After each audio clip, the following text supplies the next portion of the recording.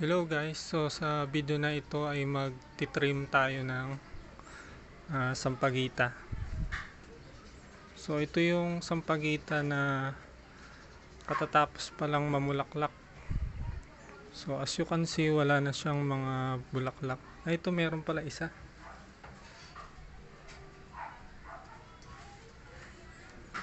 So ito guys, so, meron pang natirang isa. So bakit ba kailangang i-trim ang sampagita? So kailangan siya i-trim para dumami ulit yung bulaklak. At saka para yung mga bulaklak niya sabay-sabay bumuka. So umpisa na natin guys.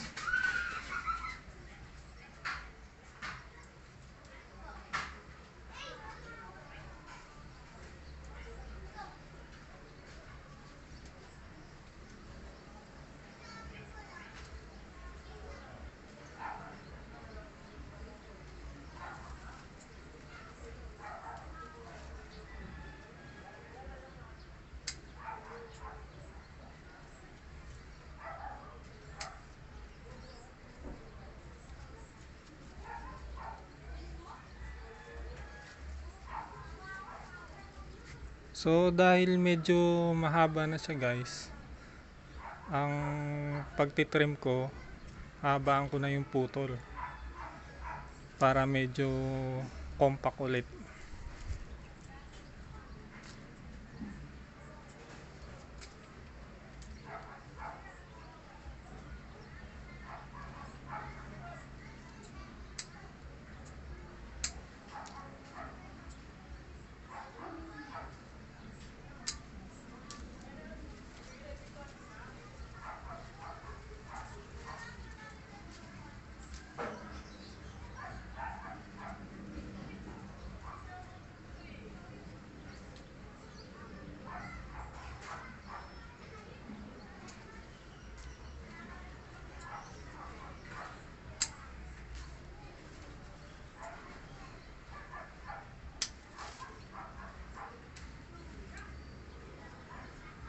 So alam nyo ba guys, merong dalawang uri ng sanga ang sampagita. Yung isa yung nagbabranch, ay yung ah, nagkakamero ng bulaklak katulad nito.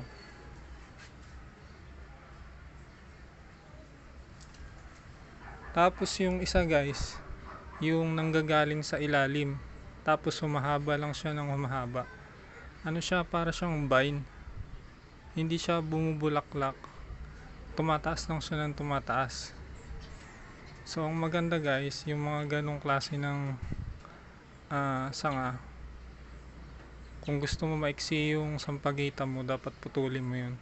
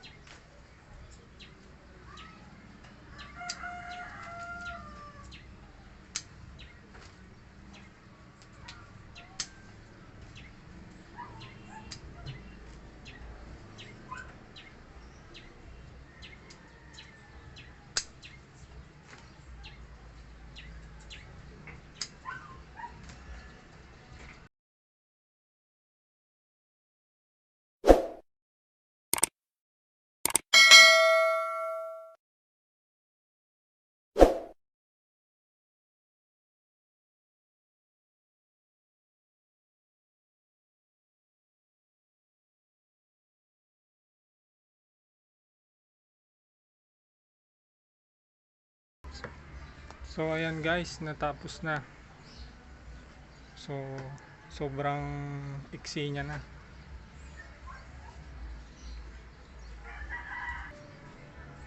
Tapos ito guys, na mga pinutol natin na sanga, hindi ito masasayang kasi itatanim ulit natin to. So mayroon pala akong naputol na may ano pa o bulaklak. So ito yung mga natira.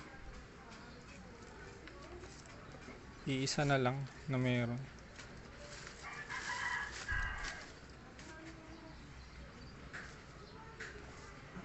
So ito na guys yung mga sanga. Tatanim ulit natin. Tapos ito pala yung isa ko na sampagita. Kita nyo, namumulaklak siya. Ang bango niya guys. Lalo na pag sa gabi. Kasi ngayon umaga na eh. Ang dami niyang mga susunod na bulaklak. Ayun.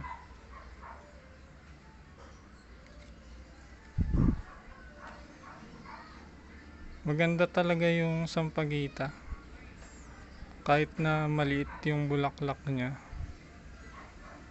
Ganda niya tingnan. Lalo na pag naalagaan at saka natitrim.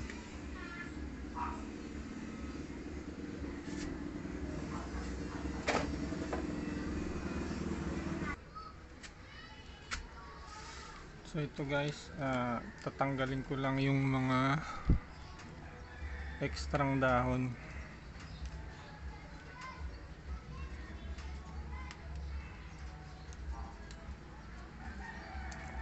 So pag magtatanim ng sampagita dapat konti lang yung dahon.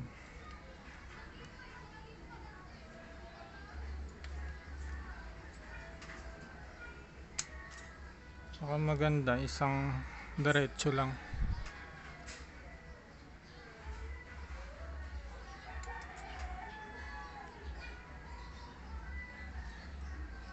Ito pwede na to. Tulin lang natin. Yan. Kaisa na.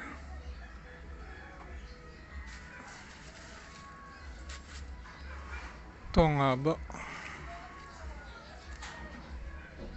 Tingnan natin.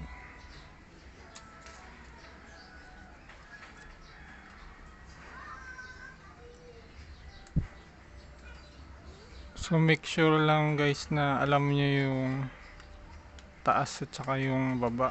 Baka maitusok nyo ng baliktad. Yung taas guys, yung may ito yung may tumutubo. Ay, hindi masyado kita eh. Yun. Ito guys, so yung parang ayan, magiging sanga yan eh. Yan yung taas.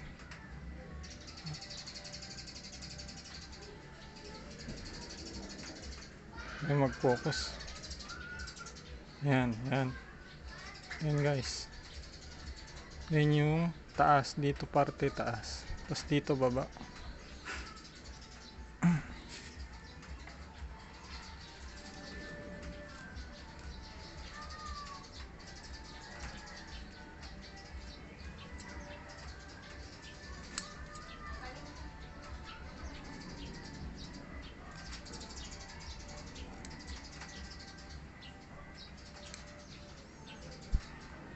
Pinuputulan ko yung dahon pag malaki para hindi masyado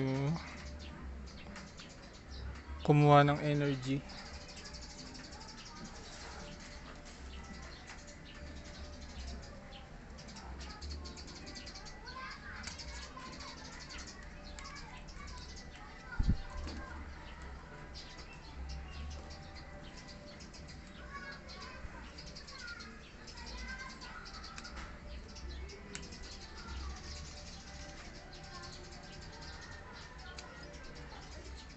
Pag yung sanga guys sobrang nipis na, huwag nyo na itatanim.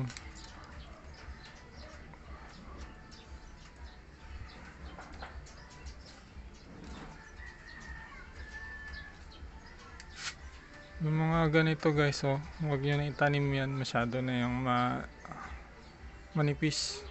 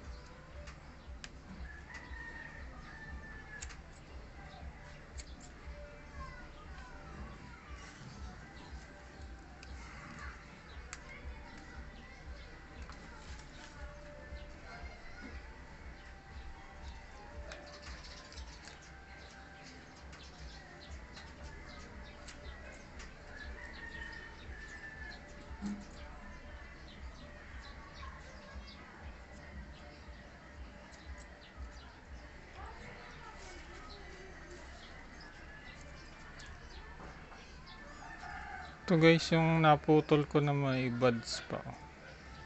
Pero ito na lang naman yung branch na may buds.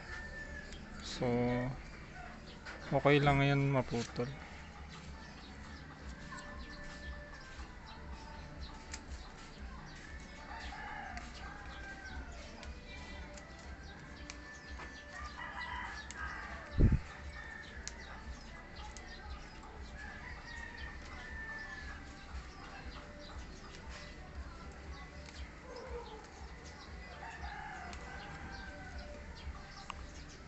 So ituloy ko lang to guys, tapos balikan ko kayo mamaya. So ito na guys yung mga itatanim natin. So kailangan lang natin ng lupa. Tapos tutusok natin.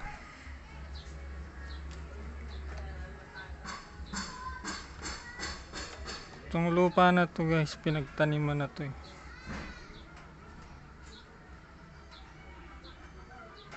Basta ang kailangan lang yung lupa ay yung buwaghag siya.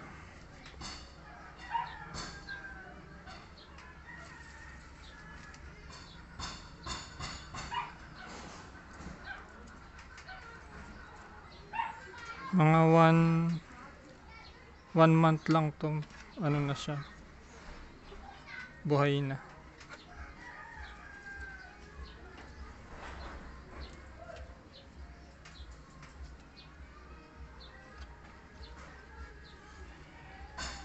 Tusok nyo lang guys kahit mga hanggang dito. Yan.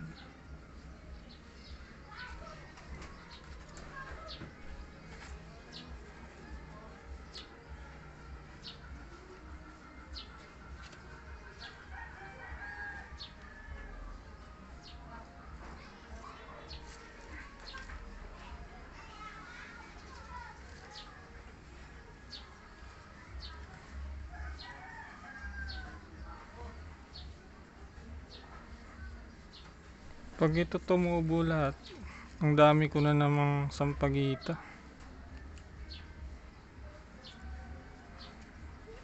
Yung dati na tinanim ko guys, pinamigay ko na lang. Ang dami kasi.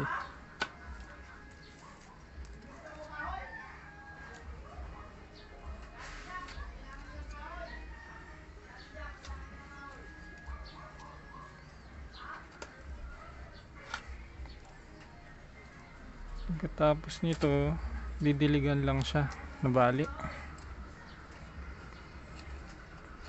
Ayan.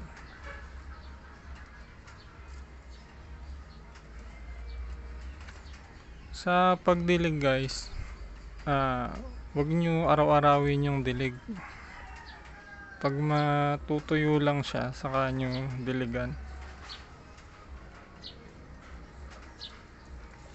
Tsaka iwas nyo sa direct sunlight.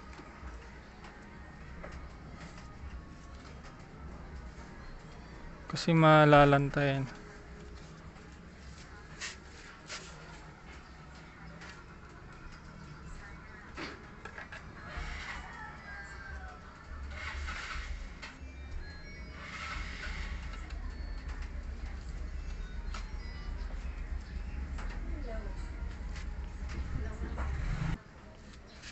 So ito guys, okay na siya. Naitusok ko na lahat. So didiligan ko na lang ng tubig. Huwag naman karamihan.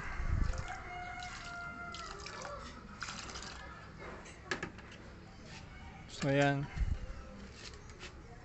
So dapat ilagay lang siya sa malilim. Yung maliwanag pa rin pero hindi siya yung tinatamaan ng sikat ng araw, kasi malalanta. Tsaka iwasan na mabangga-bangga katulad ng mga pusa. So hanggang dito na lang guys.